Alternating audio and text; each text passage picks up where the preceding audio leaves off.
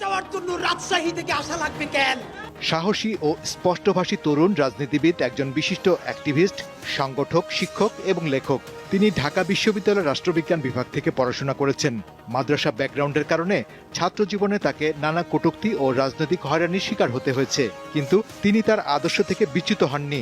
যিনি জুলাই অভ্যুত্থানে অংশগ্রহণকারী ছাত্র জনতার অনুপ্রাণিত সাংস্কৃতিক সংগঠন ইনকিলাব মঞ্চের মুখপাত্র, সমস্ত আধিপত্যের বিরুদ্ধে দাঁড়িয়ে স্বাধীনতা, সার্বভৌমত্ব রক্ষা ও ইনসাফ ভিত্তিক একটি রাষ্ট্র বিনির্মাণে তার প্রতিবাদের ভাষা অন্যদের থেকে আলাদা।